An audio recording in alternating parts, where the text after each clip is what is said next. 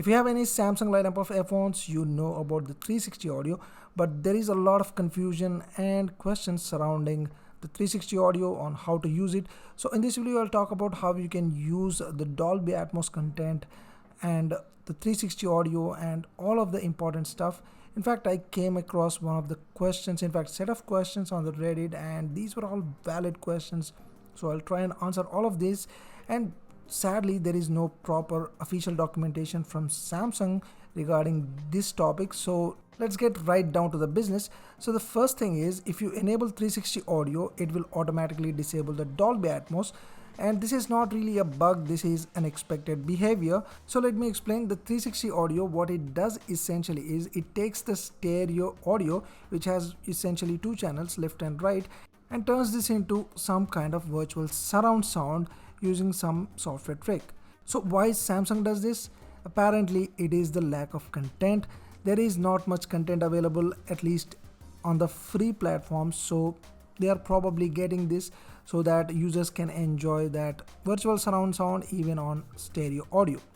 This is something even Apple does. They are calling it spatialized stereo, at least they are clear here, and it is completely different from the spatial audio, which is a proper Dolby Atmos stream.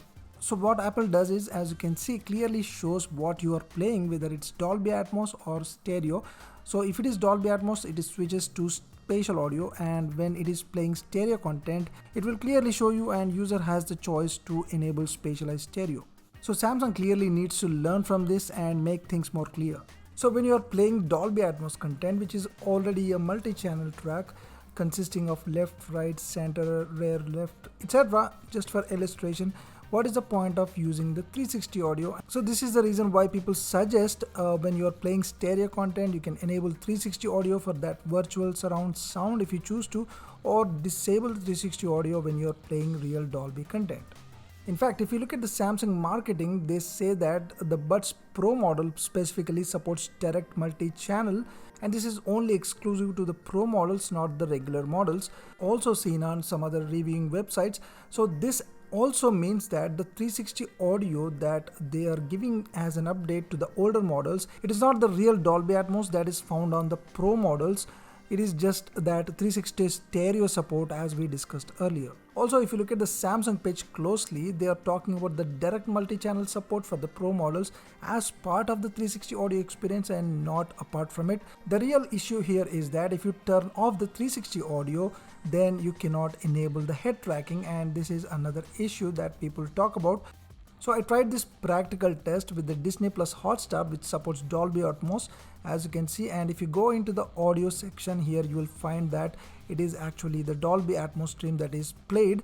So what I did here is I first disabled the 360 audio and found that yes, it sounds really good. The overall sound stage expands and you get that surround sound. I must say the experience is pretty good. So I tried enabling the 360 audio now, and then found that there was not any difference at all.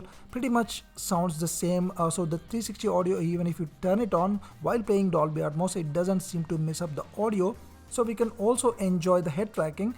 So to adjust the understanding here, I would say the 360 audio has two components. One is processing stereo sound into virtual surround sound for the regular models, and also it can handle the multi-channel so that you can enjoy the multi-channel on the Pro models. So what I would suggest is try experimenting turning on and off the 360 audio, and definitely share your experience in the comments. It can help other people out. Also, you can try the Z5 Plus. This also supports Dolby Digital Plus. Also, you can try that, and that's been it for this video, guys. Do not forget to like this video. Also subscribe to the channel for more such content, and definitely let me know if you disagree with anything. And that's been it. Thanks for watching. I'll see you soon.